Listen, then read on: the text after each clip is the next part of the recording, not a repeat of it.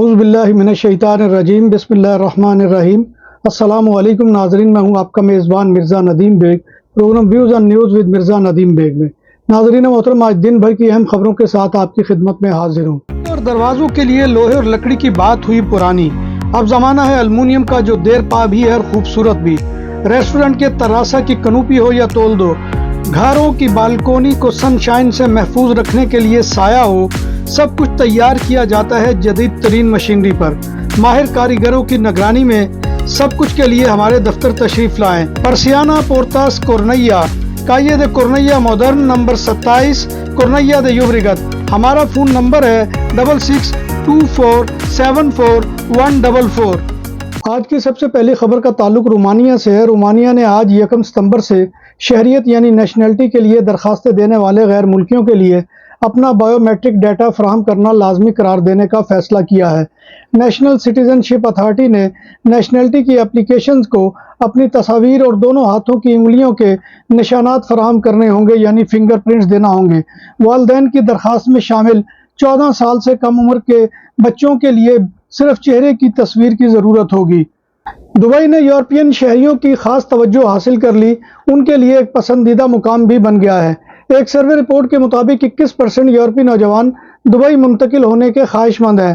Report کے مطابق برطانیہ اور فرانس کے 18 سے 34 سال کے 44% کروڑ پتی کسی دوسرے ملک منتقل ہونا چاہتے ہیں، اور ان میں سے 21% کا انتخاب UAE ہے۔ ایک اندازے کے مطابق رواں سال کے آخر تک 6700 کروڑ پتی شخصیات دبئی اپنا مستقل گھر بنا چکے ہیں۔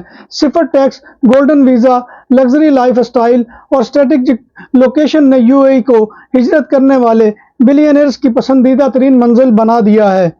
کاتالونیہ کے علاقے فگیرس کے سینٹر میں لڑائی میں ایک 18 سالہ لڑکے نے ایک شخص کو چھری مار دی۔ بغل کے نیچے چھرا گھونپنے سے آدمی شدید ترین زخمی ہو گیا۔ یہ واقعہ پلاسا دل سول میں پیش آیا۔ مراکشی نژاد حملہ آور واقعے کے بعد فرار ہو گیا تھا، مگر پولیس نے بعد ازاں اسے گرفتار کر لیا۔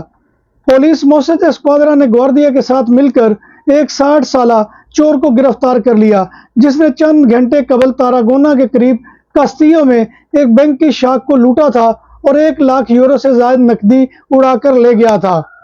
بارسلونا میں پولیس موسد اسکواڈرا نے ایک کولمبین نژاد VTC ٹیکسی ڈرائیور کو روندا لیترال میں گاڑی کی ٹکر مار کر ایک موٹر سائیکلسٹ کو مارنے کے الزام میں گرفتار کر لیا ہے۔ متاثرہ موٹر سائیکلسٹ کو انتہائی تشویشناک حالت میں ہسپتال دل مار لے جایا گیا۔ ملزم پر اقدام قتل کا مقدمہ قائم کر دیا گیا ہے۔ اسپین کے شہر سابیہ کورٹ نے اپنی سزا کے فیصلے کو برقرار رکھا ہے، جس میں ایک شخص کو 3.5 سال قید کی سزا سنائی گئی تھی، جو 46 کلو سے زائد چرس کی کلیوں کی 8 بوریاں سمیت وین چلاتے ہوئے پکڑا گیا تھا۔ عدالت نے ملزم کو 3.5 سال قید اور 1,80,000 جرمانے کی سزا سنائی تھی۔ بارسلونا کے قریبی قصبے ولا فرانکا دے پیریدز میں انسانوں کا مینار کاستل بنانے کے مقابلے کے دوران ایک انسانی مینار سے ایک لڑکی گر گئی، جس سے اس کا سر زمین پر لگا اور وہ شدید زخمی ہو گئی اور اس کو سر کا فریکچر ہو گیا۔ ڈاکٹرز کا کہنا ہے کہ سرجری کی لڑکی کی حالت ICU میں بہتر ہے۔ نام بھی اصلی، ذائقہ بھی اصلی، لذت اور چٹخانوں کی دنیا۔ پرانا کرتبہ ریسٹورنٹ اینڈ میرج ہال، دیسی کھانوں کا مرکز، روسٹ مرغی، چاپ گرل، روسٹ ران، سالم بکرا روسٹ، وسیع و عریض ہال، 400 افراد کے بیٹھنے کی جگہ، سالگرہ، شادی اور دیگر تقریبات کے لیے، فیملیز کے لیے علیحدہ انتظام۔ ریسٹورنٹ کی دنیا میں خدمت اور نفاست کا نام چودھری اسکندر حیات گوندل۔ ہمارا پتہ کائیے کرتبہ نمبر 100، بادالونا، اسپین۔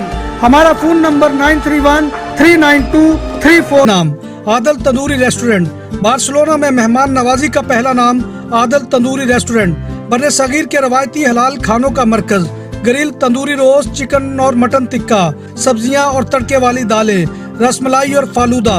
قاری عبدالرحمان کی فخریہ پیشکش، غریب و امیر کے لیے، بارسلونا کے قلب میں واقع عادل تندوری ریسٹورنٹ، کائیے استے نمبر 9، نزد دراسانہ ہاسپٹل، بارسلونا۔ ہسپانوی ریسرچرز کا کہنا ہے کہ یورپ میں غریب لوگ شدید گرمی کا شکار ہیں۔ میڈرڈ میں ہونے والی اسٹڈی سے معلوم ہوا ہے کہ اوسطاً کم آمدنی والے لوگ ہیٹ ویوز میں مرنے کا زیادہ امکان رکھتے ہیں۔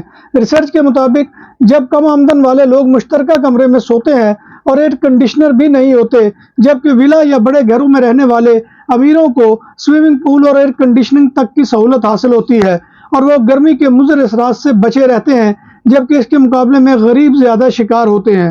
موسم گرما کی چھٹیوں کے بعد عوام نے گھروں کا رخ کر لیا اور اختتام ہفتہ پر بارسلونا کے الپرات ایئرپورٹ پر 3000 فلائٹس کی آمد متوقع ہے۔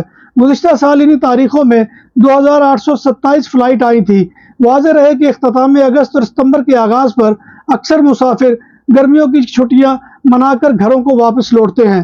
اسپین سے مائیگریشن کے سب سے زیادہ بے دخلی کے بعد یورپی یونین کا 5واں ملک بن گیا ہے۔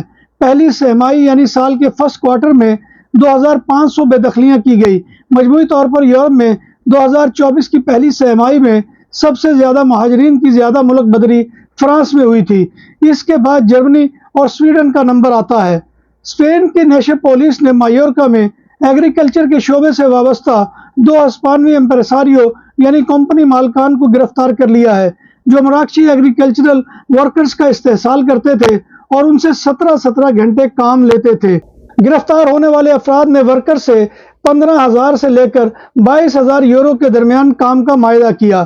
ملزمان کو ورکرز کے استحصال، انلیگل امیگریشن میں سہولت اور کرمنل گینگ سے تعلق انسانی اسمگلنگ کے جرائم کے تحت گرفتار کیا گیا ہے۔